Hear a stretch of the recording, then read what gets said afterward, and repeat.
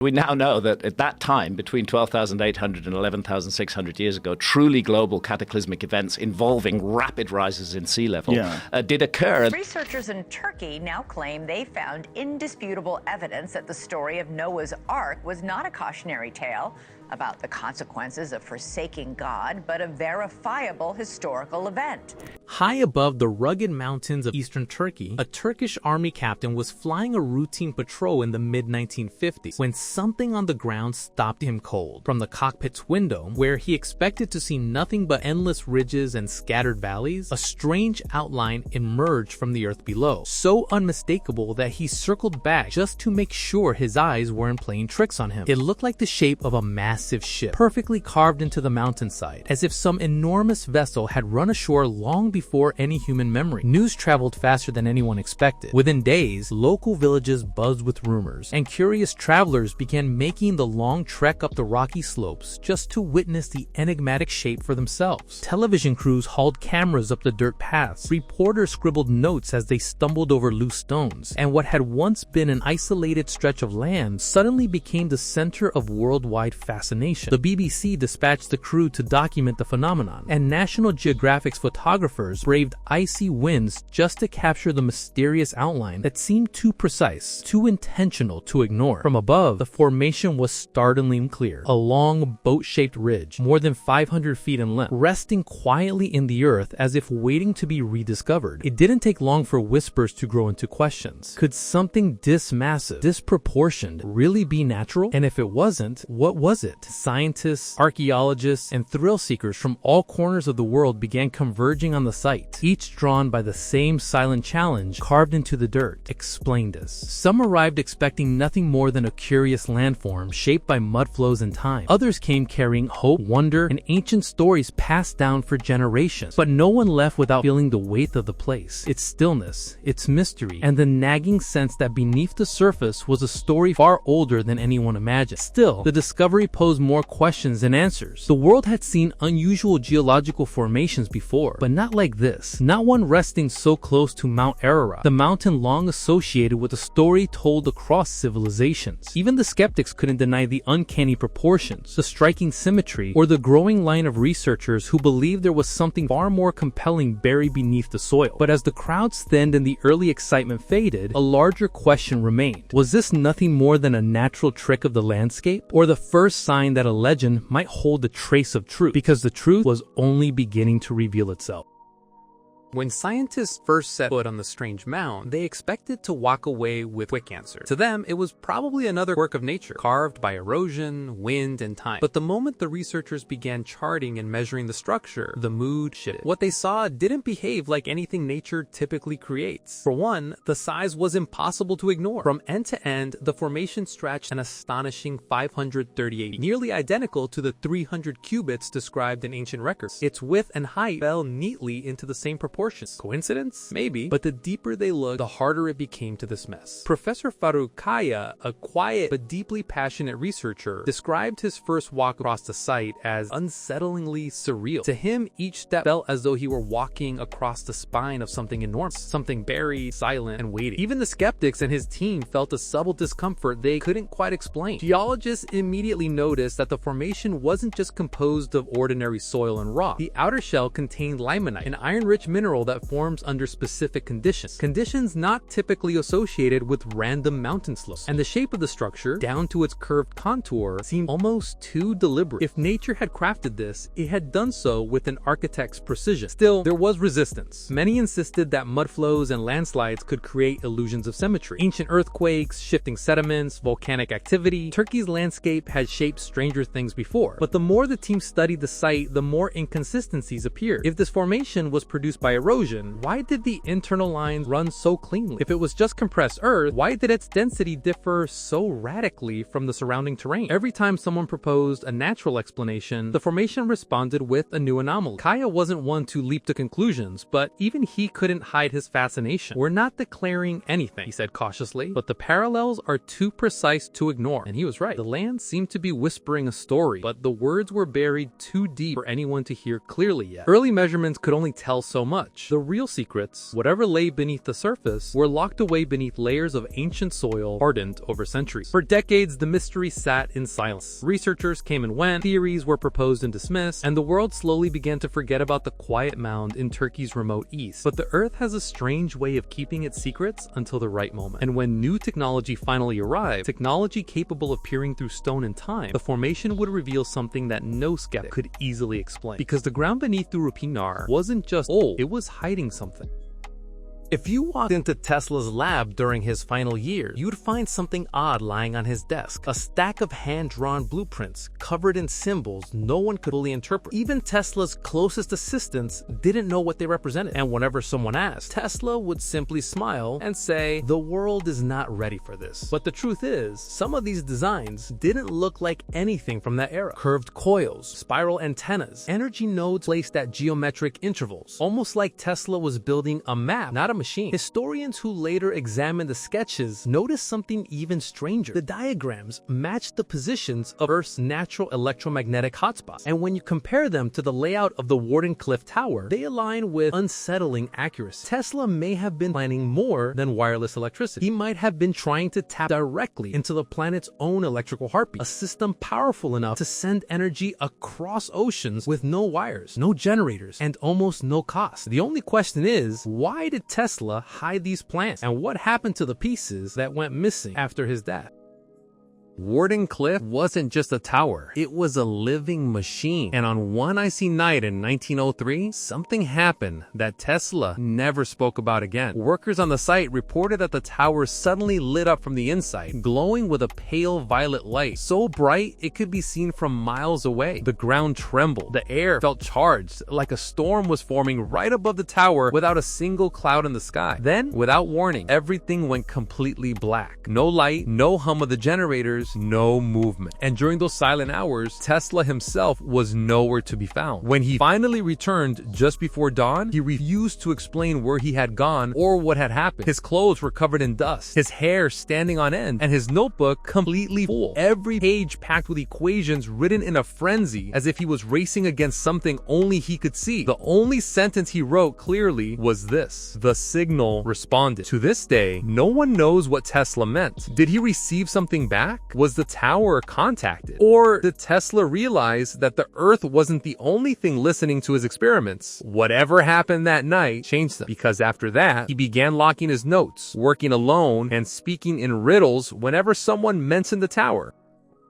After that mysterious night, Tesla's behavior shifted. He stopped accepting visitors, stopped giving demonstrations, and stopped trusting almost everyone around him. But what confused his closest assistants wasn't the secrecy, it was the sudden arrival of unidentified backers. Men in long coats, carrying no badges, no company names, and no introductions, began visiting Wardenclyffe late at night. They spoke to Tesla in private, sometimes for hours, and always left before sunrise. No one knew who they were, not the workers, not the investors, not even the officials overseeing the project. Tesla called them only one thing: the observers. He claimed they understood the power of wireless energy better than anyone on Earth. He said they warned him about the consequences of pushing Wardenclyffe too far, too fast. And most strangely of all, he insisted they didn't represent any government. Some believe they were early intelligence agents. Others think they were rival inventors trying to spy on his progress. But Tesla's own words hinted at something far more unsettling. He once told an assistant they come from where this technology already exists. When the assistant asked what he meant, Tesla simply smiled and said, "Far from here." Whether he meant another country, another dimension, or something beyond the Earth entirely, Tesla never clarified. And as the tower continued to rise, so did the quiet tension around the project. Because whatever these observers warned him about, Tesla was getting closer to crossing a line they didn't want crossed.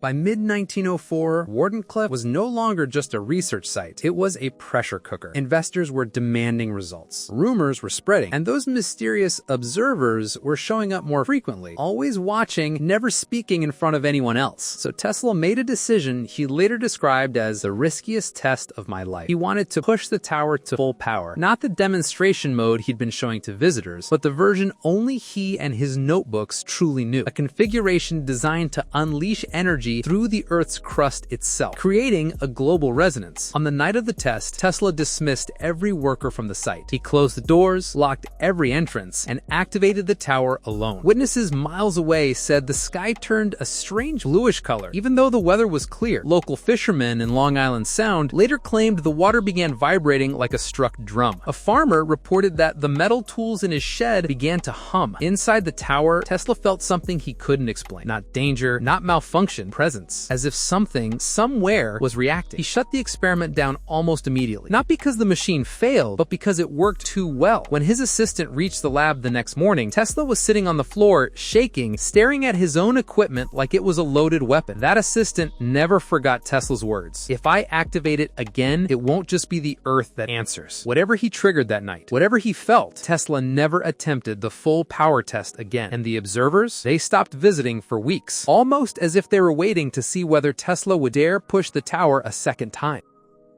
After that night, Tesla tried to move on, pretending the experiment never happened. But Wardenclyffe had changed. The land felt different. The tower itself seemed to creak and groan, even when the wind was still, like the metal was holding tension that had nowhere to go. And Tesla wasn't the only one who noticed. Within days, strange problems began to spread through the nearby towns. Compass needles spun in circles. Telegraph lines picked up bursts of static that didn't match any known frequency. Farmers complained that their livestock refused to go near metal structures, as if they sensed something humans couldn't. Then came the incident that even newspapers couldn't ignore. A train passing through Long Island suddenly lost all electrical functions the moment it got near the Wardenclyffe area. Lights went out, mechanical systems froze. Passengers described a strange buzzing sensation in the air, like the atmosphere itself was vibrating. The train restarted by itself 10 minutes later, without repairs. And yet, when reporters came knocking, Tesla told them the same rehearsed line. A coincidence, nothing more. But privately, Tesla was terrified. He had pages of notes filled with sketches and calculations that hinted at something he tried desperately to disprove, that the tower wasn't just transmitting energy, it was pulling something in, signals, responses, maybe even frequencies that didn't belong to this planet. But the biggest blow came from where Tesla least expected it, his own investors. Word had spread that the tower was unstable, unsafe, and possibly dangerously unpredictable. Men who once praised Tesla now feared him. Funds were quietly withdrawn. Meetings were canceled. Contracts were suddenly under review. And as everything around him began to crumble, Tesla wrote a chilling line in his diary. If they cut the power now, the whole world may feel the echo. He wasn't talking about investors. He wasn't talking about reporters. He meant the observers. And whatever they were waiting for, they were getting closer.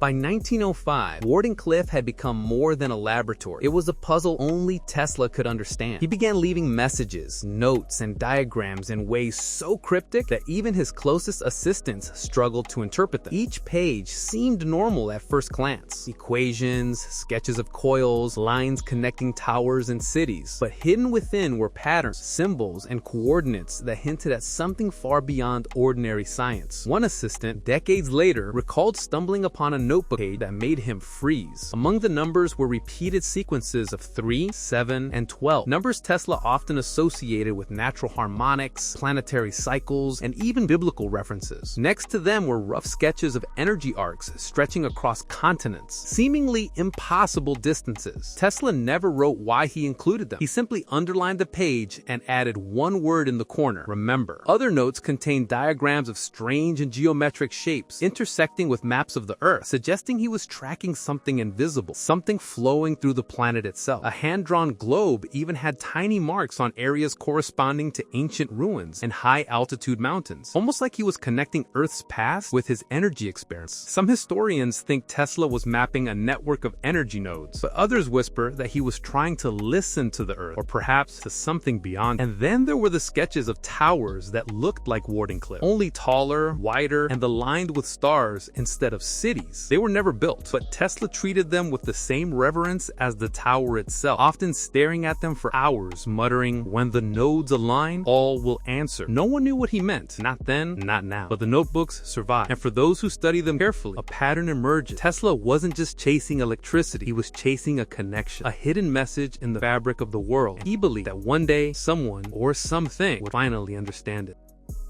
Late one night in 1906, Tesla's instruments began registering something impossible. A faint, rhythmic signal pulsed through the tower's circuits, so subtle that anyone else would have dismissed it as noise. But Tesla knew better. He leaned over the equipment, adjusting dials, straining to decipher the pattern. It wasn't random. It repeated with precise intervals, almost like a heartbeat or a message. Tesla recorded it meticulously. He noted the frequency, the pulse duration, and the intervals between signals. He compared it to natural phenomena, known electromagnetic events, and lightning strikes. Nothing matched. Whatever this signal was, it was coming from far beyond anything humanity had discovered. Tesla theorized that the Earth itself might be transmitting energy, or perhaps some unseen intelligence was trying to communicate. He scribbled in his journal, "The world is speaking. I can hear it, but only if I listen carefully." Over the next several nights, the signals grew stronger. Tesla modified the tower, adding more resonators, amplifiers, and intricate feedback loops. Each adjustment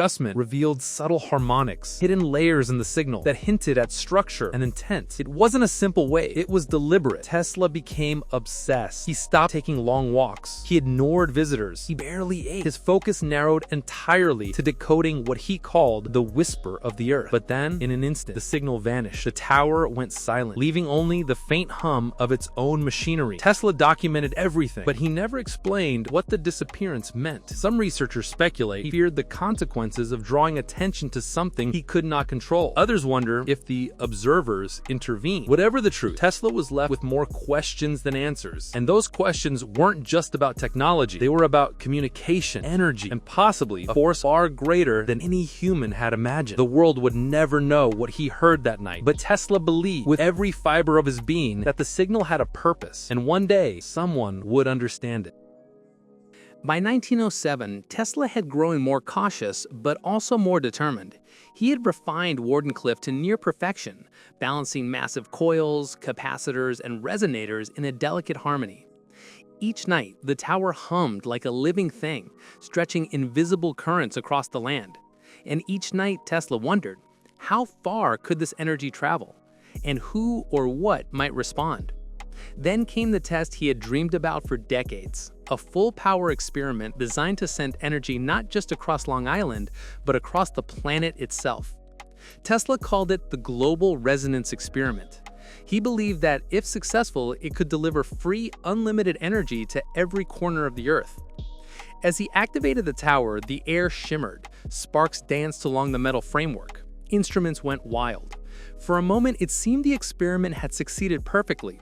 But then something strange happened. The energy didn't just flow outward, it seemed to react back. The instruments began recording pulses Tesla had never programmed. The sky above the tower glowed faintly, though there were no clouds, no storms. And Tesla felt it, a presence in the air, intelligent, aware, and undeniably powerful. He immediately shut the machine down. The room went silent. His assistants were bewildered, and yet Tesla's own reaction was not relief, it was fear. In his private notes, he scribbled, "The experiment has awakened a response far greater than anticipated. If activated again, the consequences are unknown." No one knows exactly what Tesla felt that night. Some historians claim he encountered an energy intelligence, something that could manipulate the very currents he had unleashed. Others believe it was a natural resonance that only he could detect. Whatever it was, Tesla never attempted the experiment again. And the Wardenclyffe Tower, once a beacon of hope for humanity, became a silent monument to knowledge too dangerous to share. Tesla's dream of unlimited energy never died, but the world was not ready for it. And some secrets, it seems, were never meant to leave the mountains of Long Island. Even after Tesla's death in 1943, the shadow of Wardenclyffe lingered. His notebooks, partially confiscated by government agencies, contained fragments of his final thoughts, sketches, calculations, and cryptic notes hinting at energy systems that could still defy explanation today. Scholars and engineers have pored over them for decades, but much remains undeciphered. Some researchers believe Tesla may have been closer than anyone imagined to tapping into a global network of energy, one that could theoretically power cities without wires, or even communicate across vast distances. Others suggest he might have inadvertently opened a window to something beyond our planet. In recent years, modern technology has allowed scientists to test some of Tesla's theories in controlled settings. High-voltage experiments, ground-penetrating sensors, and even satellite imaging reveal anomalies that echo Tesla's notes. Certain energy patterns observed today, when mapped against his diagrams, appear eerily precise. Could Tesla have discovered a hidden layer of physics, one humanity isn't yet equipped to fully understand? Moreover, conspiracy theorists argue that Tesla left intentional clues about unfinished projects, hidden devices, and even messages encoded in his experiments. Some point to the mysterious disappearances of his advanced prototypes and the sudden silence surrounding Wardenclyffe after his experiments. Could these have been warnings or interventions from forces Tesla had only begun to perceive? One thing is certain: Tesla's work continues to inspire curiosity, awe, and speculation. From the tiny sparks that dance in modern labs to the massive structures he built, the echoes of his vision persist. The question remains: was he simply ahead of his time, or did he touch upon forces the world was never ready to confront? And as scientists, engineers, and historians dig deeper into his life and work, one tantalizing thought persists: maybe the secrets Tesla chased aren't buried in laboratories or notebooks at all. They might be hidden in the very energy that surrounds the Earth, waiting for someone daring enough to listen. Tesla's vision went far beyond the isolated towers of Long Island. He imagined a network of energy that could span the entire globe, connecting continents, powering cities, and even transmitting information instantaneously.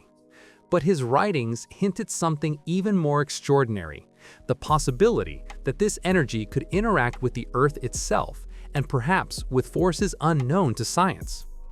Researchers today studying Tesla's theories have discovered curious patterns in his work. Locations he marked in his notebooks correspond to natural energy hotspots, tectonic faults, and high-altitude regions. Some scientists speculate that Tesla wasn't just studying electricity. He may have been mapping hidden channels of planetary energy, resonances that could amplify or transmit signals across vast distances. Speculation runs deeper. If Tesla truly harnessed such energy, could it explain certain historical anomalies? Unexplained bursts of light in the skies, strange electromagnetic phenomena, and even some early UFO sightings occur near areas Tesla studied, or where his devices might have influenced the environment. Government documents released decades later reveal intense interest in Tesla's research. Officials examined his notes for applications ranging from global communications to energy weapons. And yet, in almost every case, the conclusions were inconclusive. The science seemed promising, but the risks were unknown, the effects unpredictable. Tesla's own warnings echo clearly in these pages. To touch these currents is to flirt with forces not yet understood. Proceed with caution, or suffer consequences that may ripple beyond human reckoning. It's no wonder that Wardenclyffe became silent after his experiments. Some researchers argued that the world was simply unprepared. Others believe that some invisible observer, intervened, ensuring the experiments could not continue. And still, the legacy remains. Every modern study, every satellite scan, every energy experiment that seems to push the boundaries of possibility carries a faint whisper of Tesla's original vision. The question isn't whether he was brilliant. He clearly was. The question is, how close did Tesla come to discovering something that humanity is still trying to grasp?